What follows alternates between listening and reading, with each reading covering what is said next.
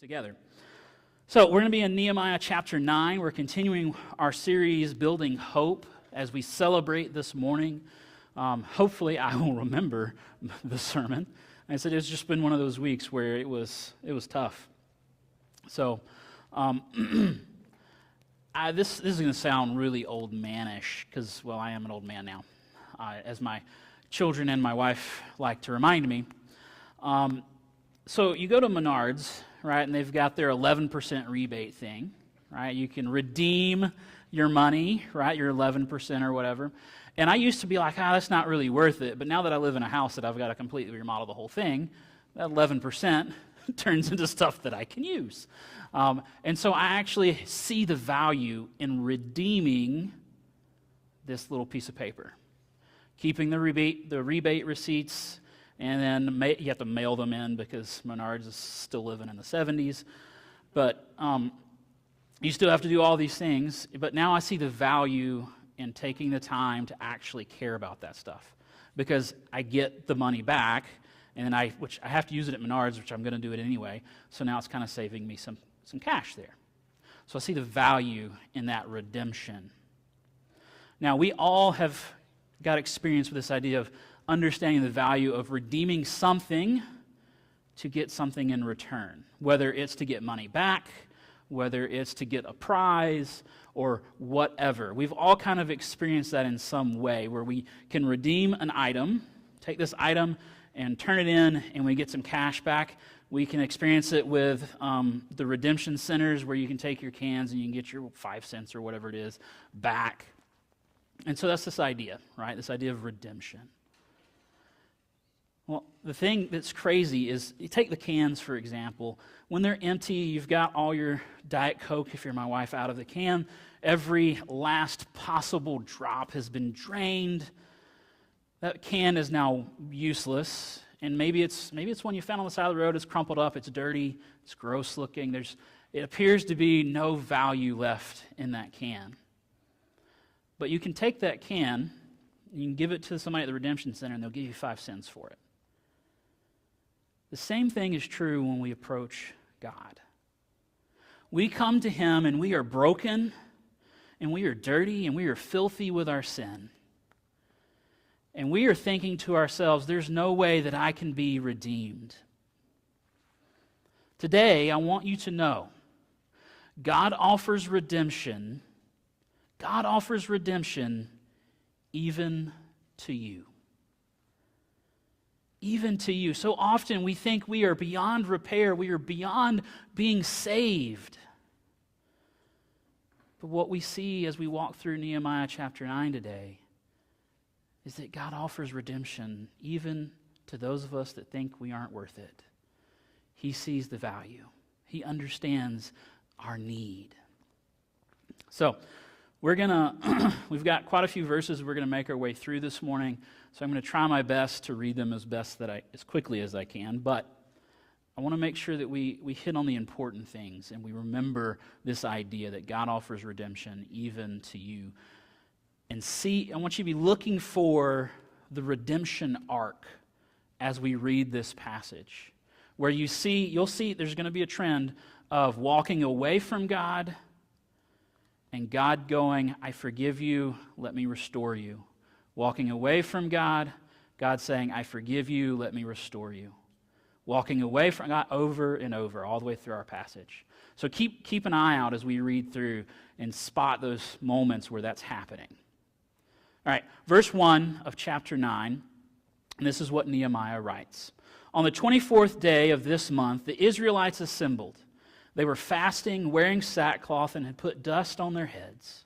Those of Israelite descent, separated themselves from all foreigners, and they stood and confessed their sins and their iniquities of their ancestors. While they stood in their places, notice that, they stood in place, they didn't move. They read from the book of the law of the Lord their God for a fourth of the day, and spent another fourth of the day in confession and worship of the Lord their God. Jeshua, Bani, Kadmiel, Shebaniah, Bani, Sherebiah, Bani, and Shaniah, stood on the raised platform built for the Levites and cried out loudly to the Lord their God. Now remember back, chapter 8 is what we covered last week, just real quick. Chapter 8, we looked at, they had finished building the wall around Jerusalem. So the defenses of the city had been restored by Nehemiah's efforts. Nehemiah is the governor at the time. He'd been appointed by Artaxerxes, who is the ruler of Persia, who rules Israel right at the moment. And so Nehemiah is an Israelite, got appointed to be governor, and his main goal as governor was to rebuild the defenses of the city of Jerusalem. So they got the walls up and they got the gates in. And then after they did that, they built this wooden platform and they read the word of God to all the people. They all gathered up. But then one of the things that happened was the people began to be convicted about their sins. So in other words, they began to understand that they were responsible for themselves and the mistakes that they were making by not living according to the law of God. And so they were weeping and they were crying and they were saddened by this. But the Nehemiah and Ezra, who Ezra is another book that we just went through, Ezra stood up and were like, hey, look, this is a great reaction. However, this is not the time. Today is a time of celebration, and the festival that we're about to celebrate is a time of celebration and remembrance. There will be a time for us to weep and mourn our sins later. Today is that day. The 24th day of the month is the day that they had set aside to do just that. So putting on sackcloth is basically just a rough garment. It was not comfortable. It was intended to be uncomfortable, and because that was what it was supposed to do, was remind you of your sins and to remind you that they make you uncomfortable. And so you put the sackcloth on and you would weep. And you would think about the things that you had done wrong, and you would think about how it affected God's law, and you would think about all the things that God had done for you. And so they're weeping and they're mourning and they're broken over their sins. And they're confessing their sins to God.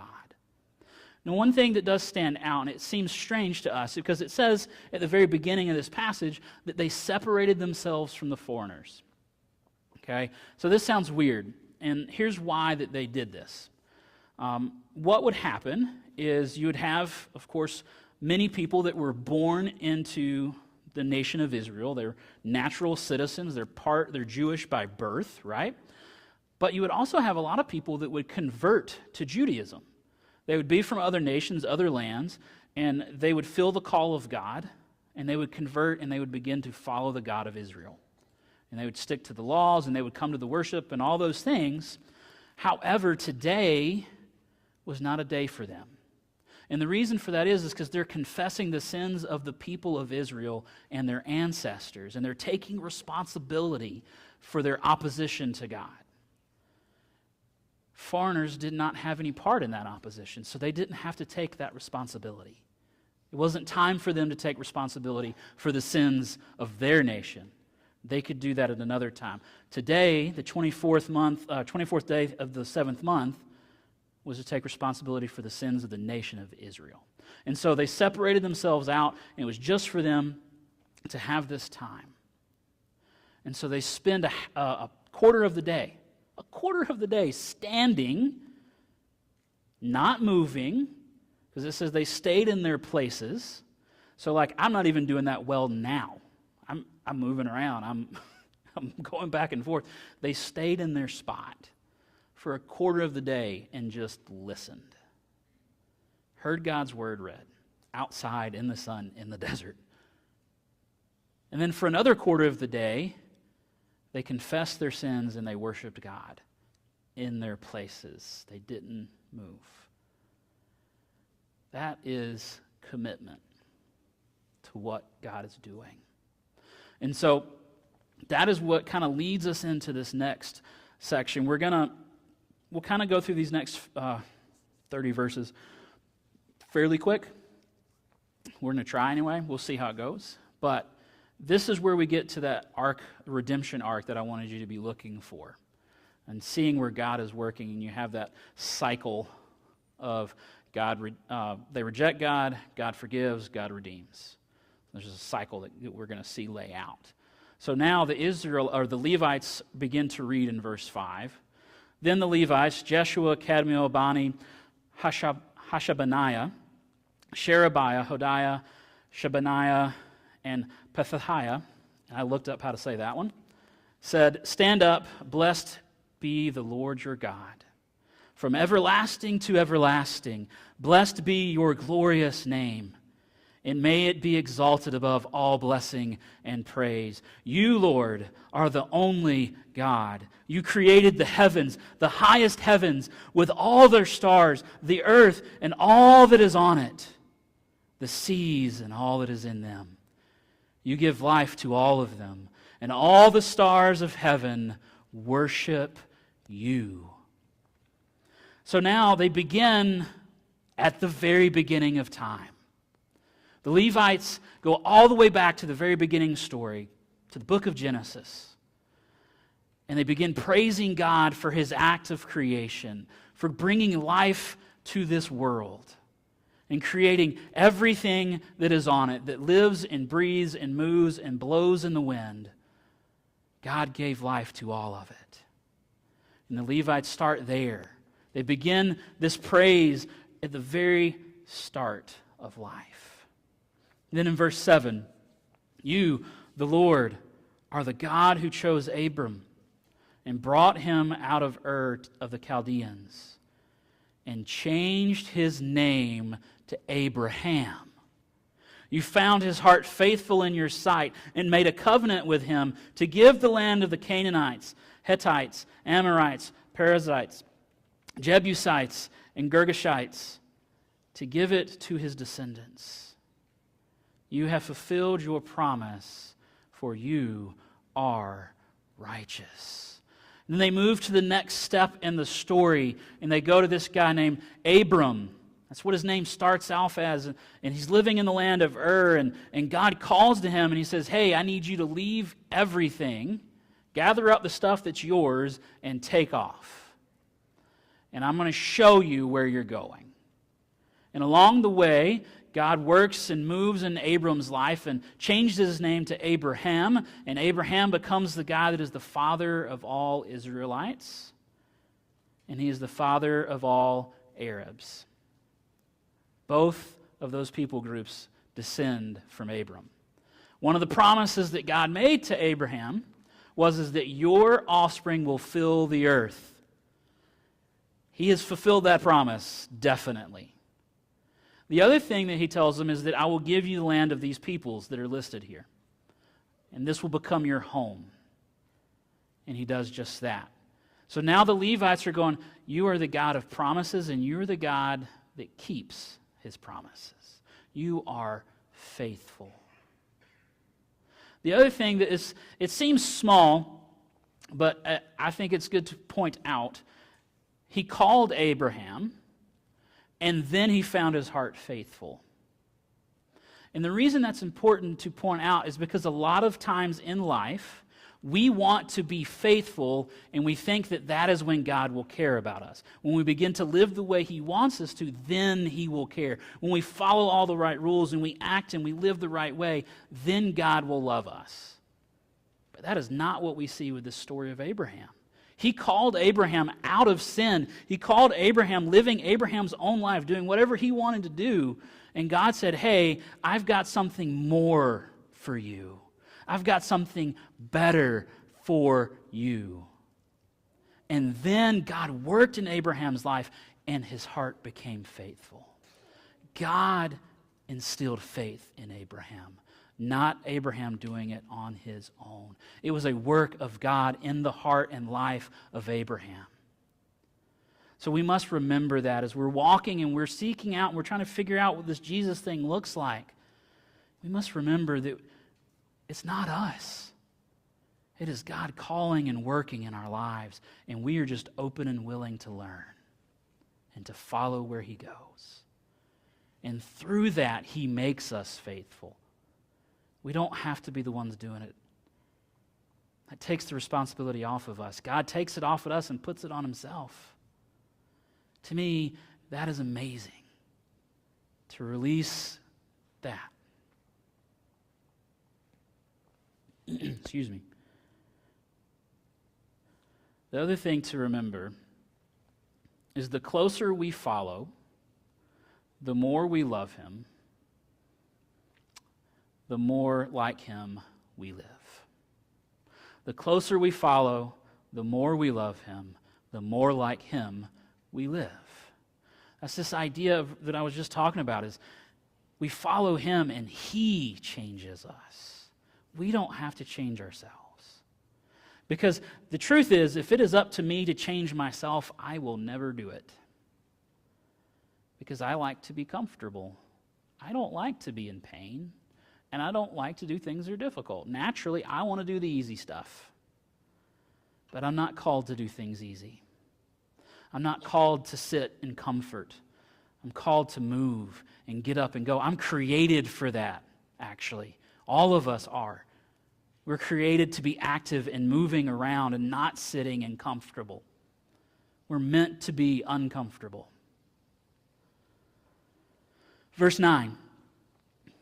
You saw the oppression of our ancestors in Egypt and heard their cry at the Red Sea. You performed signs and wonders against Pharaoh, all his officials, and all the people of his land, for you knew how arrogantly they treated our ancestors. You made a name for yourself that endures to this day. You divided the sea before them, and they crossed through it on dry ground. You hurled their pursuers into the depths like a stone into raging water. You led them with a pillar of cloud by day and with a pillar of fire by night to illuminate the way they should go. You came down on Mount Sinai and spoke to them from heaven. You gave them impartial ordinances, reliable instructions, and good statutes and commands. You revealed your holy Sabbath to them, and you gave them commands, statutes, and instructions through your servant Moses. You provided bread from heaven for their hunger. You brought them water from the rock for their thirst. You told them to go in and possess the land you had shown them. You had sworn to give them. But our ancestors acted arrogantly. They became stiff-necked, in other words, stubborn, and did not listen to your commands. They refused to listen and did not remember your wonders. You performed among them. They became stiff-necked and appointed a leader to return them to slavery in Egypt. But you are a forgiving God, gracious and compassionate, slow to anger and abounding in faithful love. And you did not abandon them. Even after they had cast an image of a calf for themselves and said, "This is your God who brought you out of Egypt," and they had committed terrible blasphemies, you did not abandon them in the wilderness because of your great compassion. During the day, the pillar of cloud never turned away from them, guiding them on their journey, and during the night, the pillar of fire illuminated the way they should go. You sent your good spirit to instruct them. You did not withhold your manna from their mouths, and you gave them water for their thirst. You provided for them in the wilderness 40 years, and they lacked nothing. Their clothes did not wear out, and their feet did not swell. Now the Levites have moved up to yet another stretch in the story of Israel. There was a time that the descendants of Abraham made their way down to Egypt because of a famine, and they stayed there, and then they stayed there, and they stayed there, and they grew, and the pharaohs became nervous of their size, and so they enslaved the nation. And they enslaved them, and they were terrible to them. And they cried out to God finally. And God heard their cry and said, "Okay, if you guys are ready to go and go back to where I told you to be at, then we can go do that." And so that's what he does. He frees them, and we call this Exodus. In the book of Exodus, you can read about the events there. And he gets them out of Egypt through 10 different plagues, and he brings them out. And they get to the Red Sea, and they're like, "Oh, what are we going to do?" The Egyptians have decided to change their mind, and instead of letting them go, they're just going to kill them all. And so the Egyptian army is approaching, and God tells Moses to hold his hands up, and he does, and the water parts, and they cross on dry land. And just as the Egyptians are entering in, the waves crash down on them. And God rescues them once again. And so how do the people repay this? They get excited. They're sold out for God, right? They're really happy to follow him wherever he goes. No, because they're camped at Mount Sinai for a bit. Moses goes up on the mountain, and God is talking to Moses. God is giving him the law. Hey, these are the things that I'm going to call you guys to do in a way I want you to live so the nations around you can learn about me, which they didn't do that. And so they get bored while Moses is up on the mountain. They get bored, and they build a calf, and they appoint somebody to be like, hey, you are going to lead us back to Egypt. We want to just go back to being slaves because sitting here is too terrible. So just take us back to Egypt. And by the way, we've gathered up a bunch of gold, and we want to build a calf that we're going to worship. That was how they responded. God has brought us out of slavery. He's rescued us from the army. So let's reject him. And that becomes their story all through their history. And so they do this, but then the Levites point out that in spite of the way the nation acted, God still provided.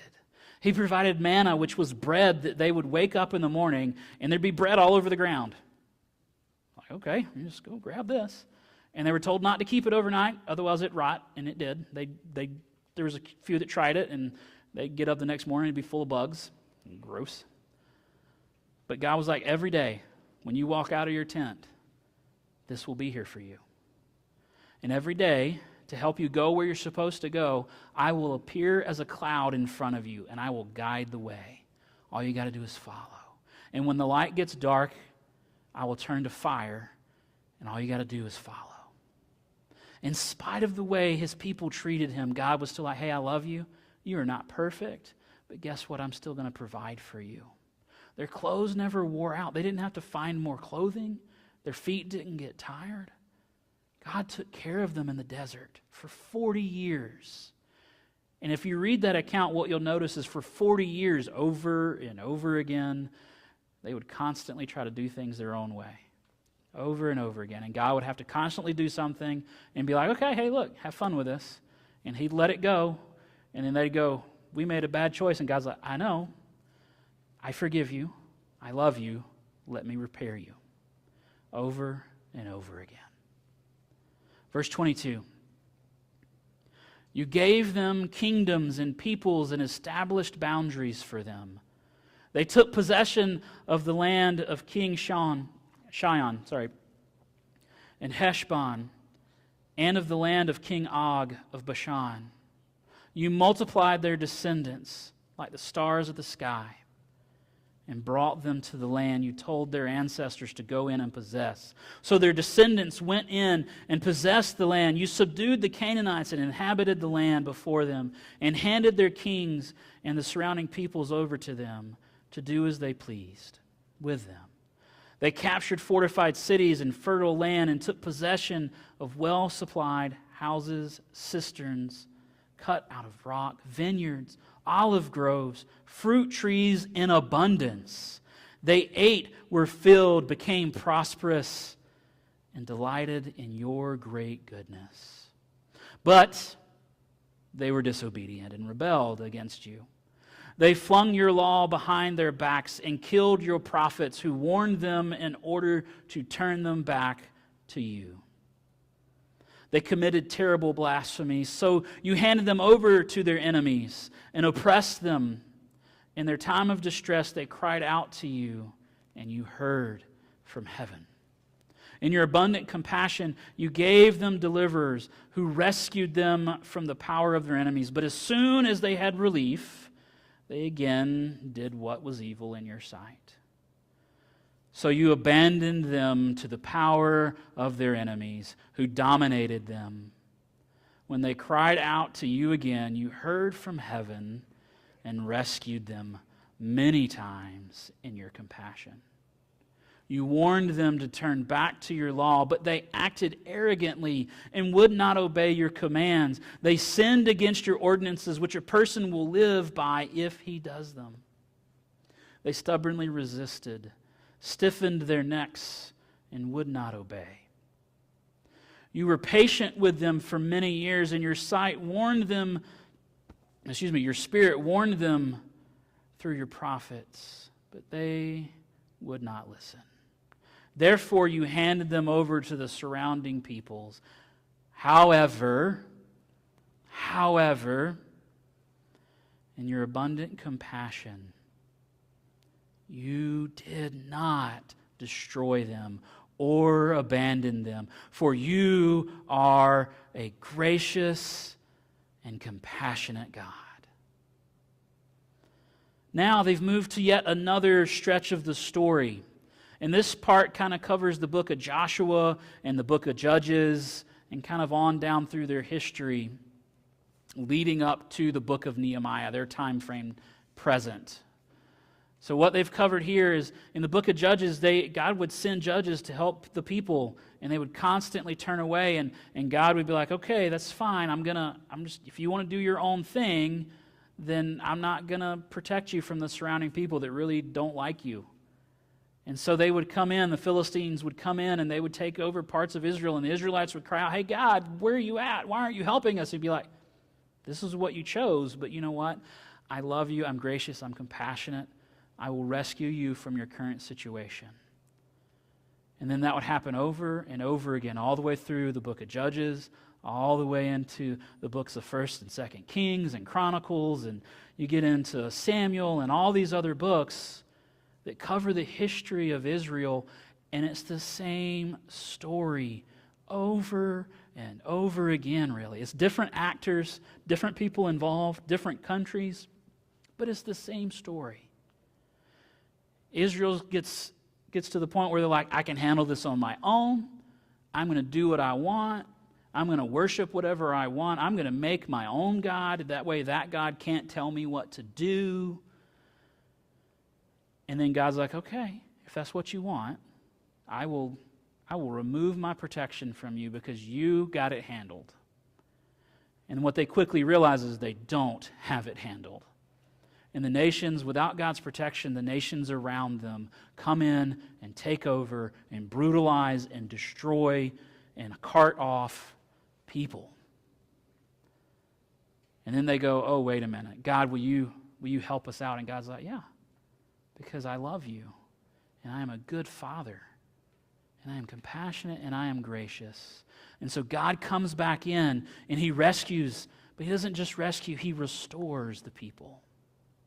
We see this happen, and we'll fast forward a bit, and we see this happening at this moment in Nehemiah, right? Before this, for 70 years, they had been exiled by Babylon. They'd split their kingdom into two because they had decided they knew better than God, and God was like, okay, you guys have fun doing your own thing. And so for 70 years, they get carted off to Babylon because they couldn't handle it on their own. And God says, okay, it's been 70 years. My promise was that I would restore you. And so he does. But it's not quite the full restoration just yet. Because at this point in time, and what we see here is that there's more to be done yet. Okay?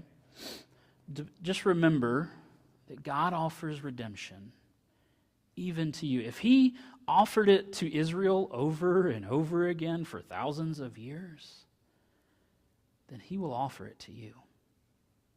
Verse 32. So now, our God, the great, mighty, and awe-inspiring God who keeps his gracious covenant, do not view lightly all the hardships that have afflicted us.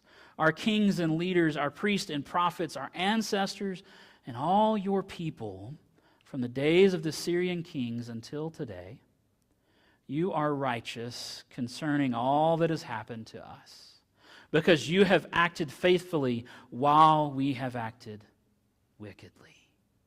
Our kings, leaders, priests, and ancestors did not obey your law or listen to your commands and warnings and that you gave them when they were in your kingdom with your abundant goodness that you gave them. And in the spacious and fertile land you set before them. They would not serve you or turn from their wicked ways. Here we are today, slaves in the land you gave our ancestors. so that they could enjoy its fruits and its goodness. Here we are slaves in it.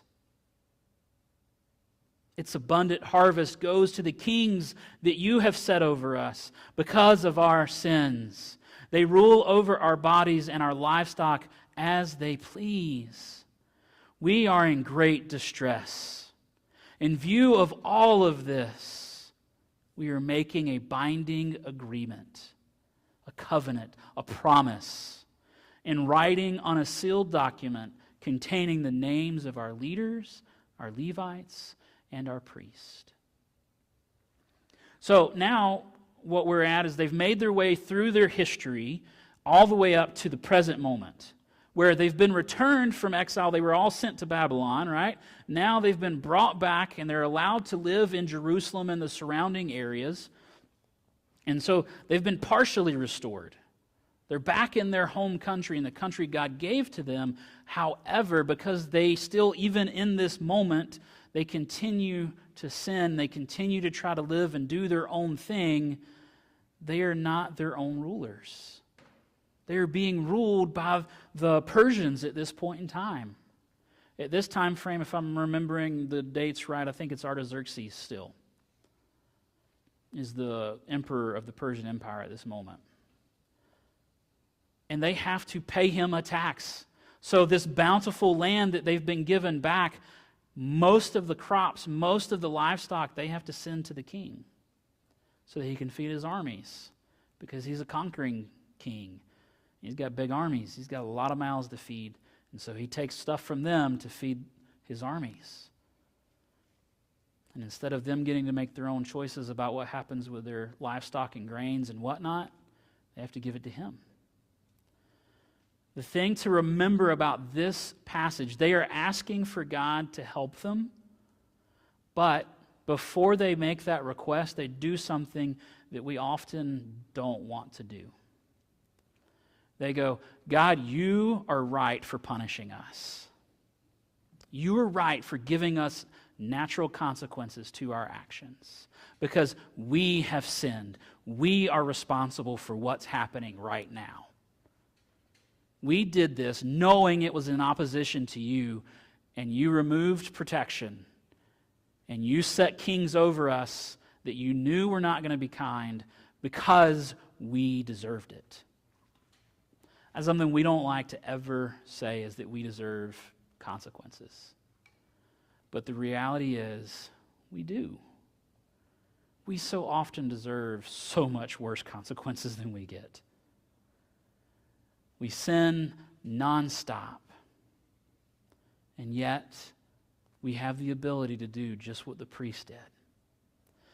To admit to God our sin and go, God, forgive me and restore me. Forgive me and redeem me. Put me back to where I should be instead of where I have left myself. Raise me up out of the muck of sin so that I might be set free.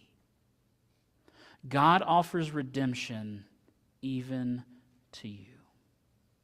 It does not matter where you are in life, how far you've gone, how far you have run, how hard you have fought. God is still there. The thing the Israelites had to realize is that they were not enough. Now, I know that that's a big statement right now for people to say to others, is you are enough. And I'm going to be honest. I get the context and whatever. But thinking about it from a biblical standpoint, I'm not a fan of it. And here's why. Because if I am enough, then I do not need Jesus. If I am enough, then I do not need God, because I'm enough. I've got everything I need right here inside of me. And maybe you're a better person than I am, and you probably are if we're honest about it. But I know when I look inside of me, all I see is more darkness, more brokenness, and more sinfulness than I can handle.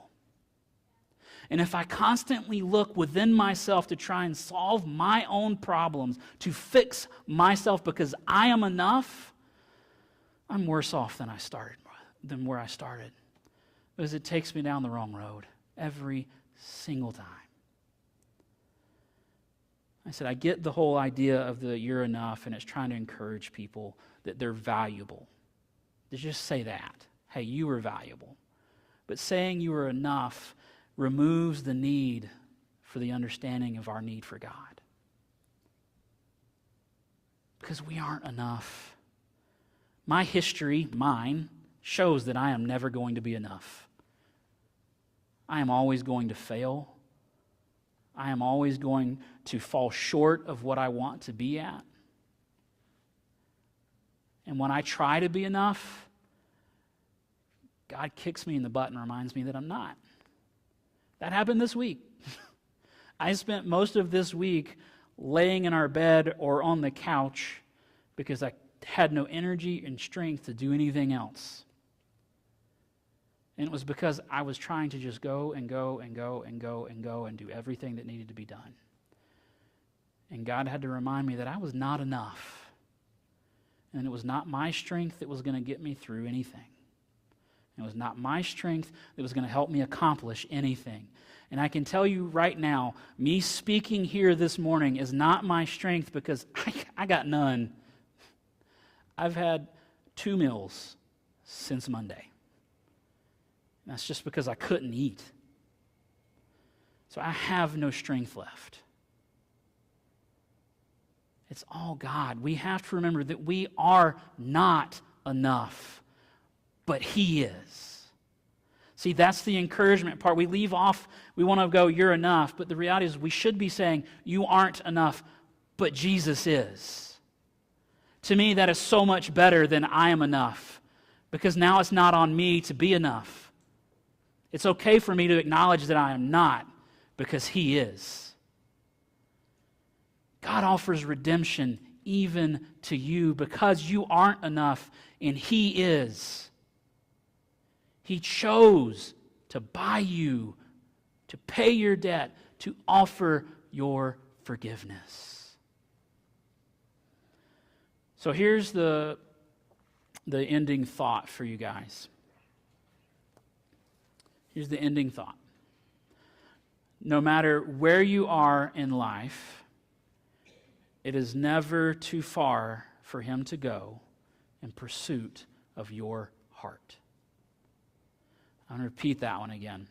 No matter where you are in life, it is never too far for Him to go in pursuit of your heart. At Corridor, we pursue the one because He pursues the one. Because He is already doing it and we are just joining Him in the work that He is doing. If you have questions about this idea of being redeemed because you're like, I don't know if I'm worthy, I've never experienced this idea, I've never heard about this, or I've never really thought about it like that. If you've got questions, please come talk to me. I would love to answer those questions. Talk to Caleb, talk to Dawn, talk to Whitney. And if you're like, I don't know who those people are, that's okay. You can come talk to me. You've seen my face. But don't wait. Don't put it off. Father, thank you so much that you offer redemption. That we don't have to be enough because you are.